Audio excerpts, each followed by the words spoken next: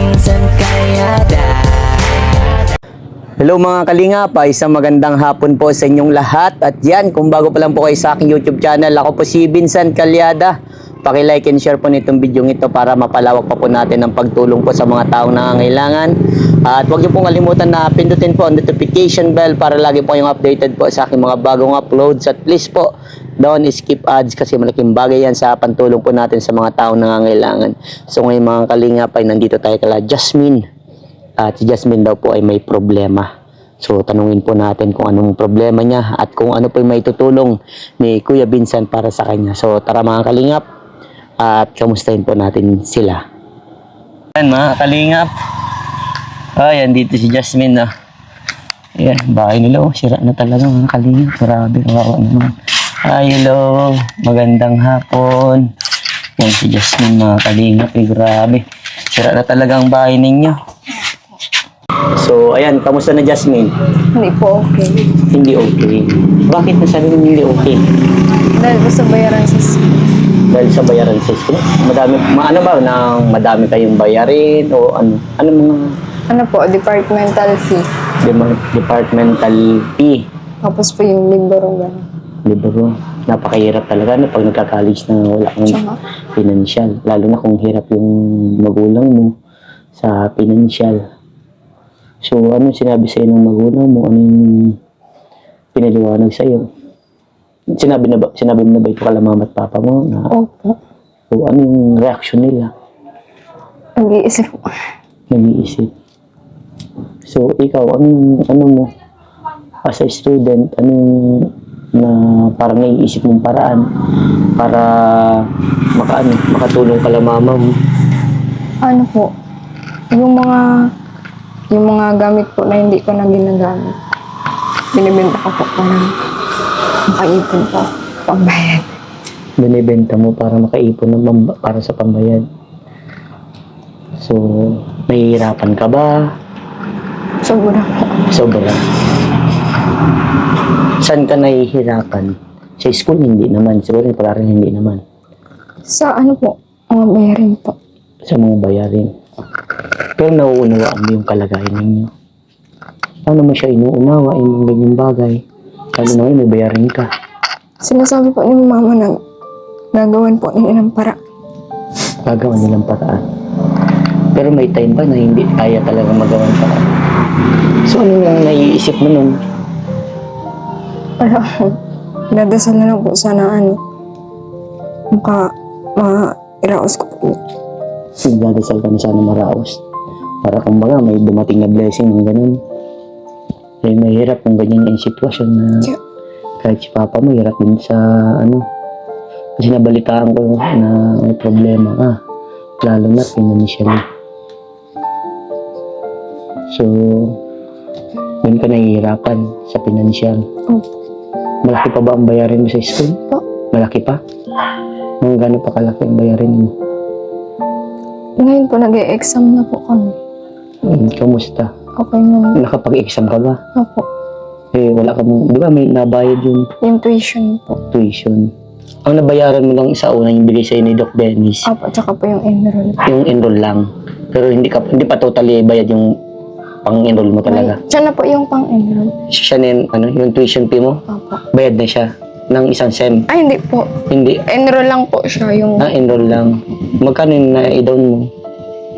ano pa lang po, 3K. 3K.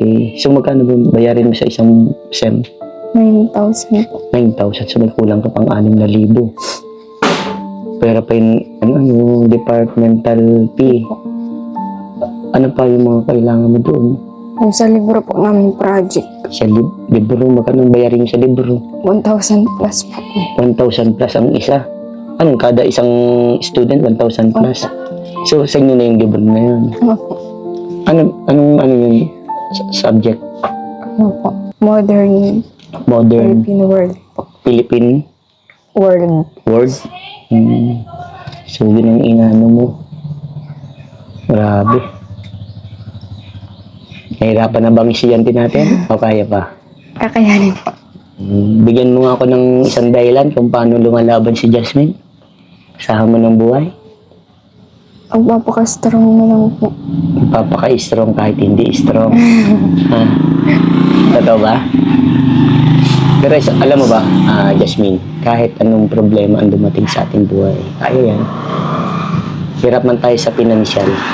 Tandaan mo, may mga bagay na pwede tayong gawin na makatulong tayo.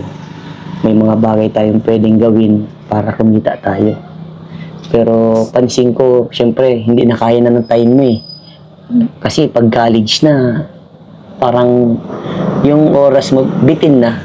Na imbis na ipapahinga mo, iaaral mo na lang pagka-uwi sa bahay. Minsan naiisip mo magtrabaho para kumita ng pera. Ganun ba yung naiisip mo?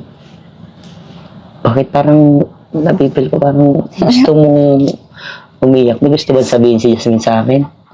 Nahihirapan ako. Nahihirapan ka.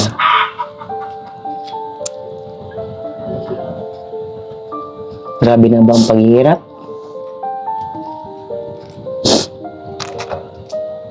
Susuko na, hindi pa. Ayan gusto ko. Huwag kang sumuko sa hamon ng buhay, ha? Kaya yan. Diba sabi sa inyo ni Kuya Vincent, hanggat kayang makatulong, tutulong si Kuya Vincent. Alam niyo naman na talagang mahina talagang channel ni Kuya Vincent, pero sige lang, go lang si Kuya Vincent. Alam ko darating din yung pagkakataon na kapag umangat mo yung channel ko, sama-sama tayo dun. Mas matutulungan ko kayo dun, lalo na financially. Ang may tutulong na ni Kuya Vincent, alam ko maliit na bagay lang, pero alam ko malaking bagay para sa inyo yan. Grabe, naiyak na si Jasmine. Napil ko yung pag-iyak mo. Naranasan ko din kasing mag-college, Jasmine. Graduate din ako ng college. Nag-try ka na ba magpasok sa mga eskwela? Hindi. Hindi pa. Nagtatry po. Pero ano, ang dami pong requirements. Ang daming requirements. Sa pagkuha pa lang ng requirements, gastos din. So, ikaw, anong may papayo mo sa mga kapwa mo estudyante? Na parang gaya mo na pinagdadaanan. Kasi hindi lang ikaw sigurado may pinagdadaanan na ganyan. Anong may papayo mo sa kanila? Ikaw, lumalabang ka. Ikaw, anong payo mo sa kanila? Papayo ko lang po ano. Hanggat kaya po ng hanggat may nagpapaaral po, mag-aaral po kahit po mahirap. Huwag pong susuko. Huwag susuko. Kahit hirap na sa buhay, huwag susuko. Kasi pag sumuko, talo, di ba? Hindi mo makukuha yung pangarap mo kapag sumuko ka. Yung kakayanin. Kaya. So, meron akong ibibigay sa iyo.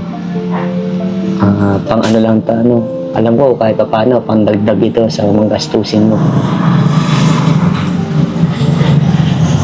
Sana makatulong ito sa mga gagastusin mo. At yan, grabe. Huwag ka na maiyak.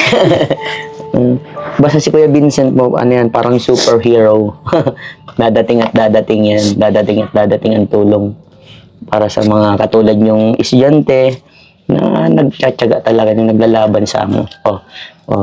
Pandagdag ha. Pang ano mo, pang dagdag sa bayarin sa school. Kunti na lang, babayaran.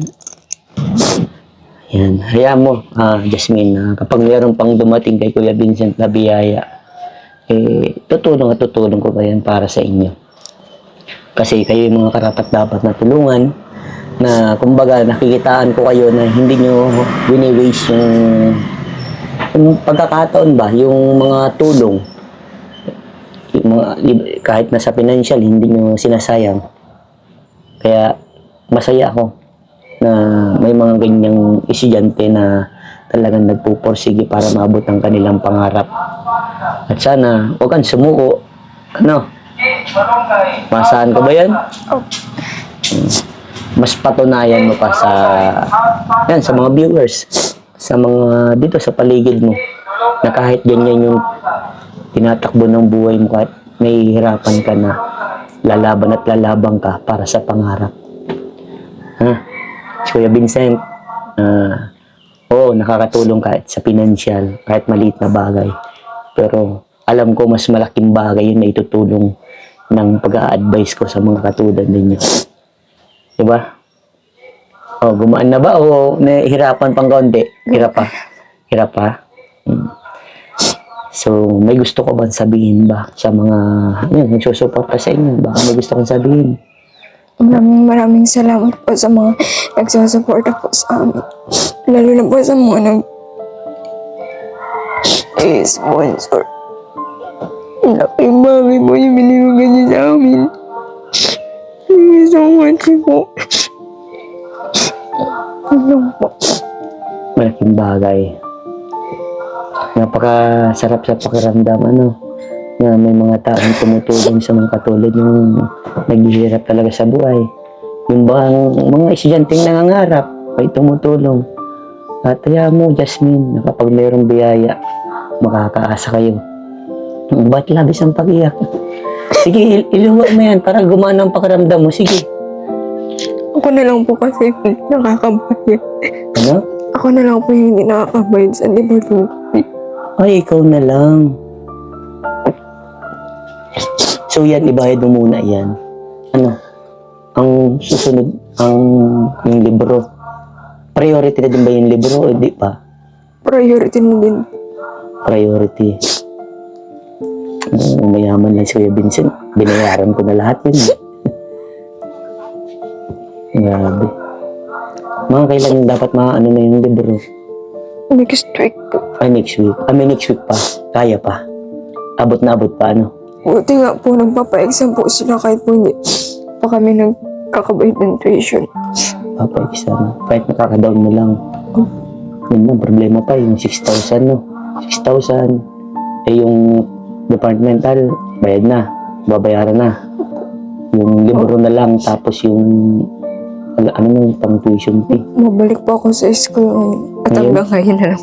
Ay, babalik ka ngayon sa school mo. Buti wala kang pasok. Wala lang po. Kakauwi ko lang po ngayon. Tapos babalik ka sa school mo para bayaran yung departmental.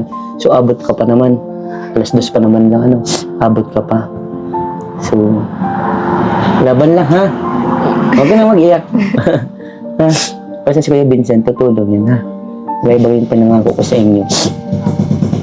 Kahit gagawa ng paraan si Kuya Vincent, ha? At sana mag-aral mabuti, ha? Kaya yan, okay? Dapat yung mga problema na nilalampasan yun, Yan. Kasi, alam mo naman ang pagsubok, inhamon talaga ang tao kung paano maging strong. Kahapon nga po, wala po akong pamasahe. Ang ginawa ko po, nagbalut. Meron po kaming natirang isda na pagi po.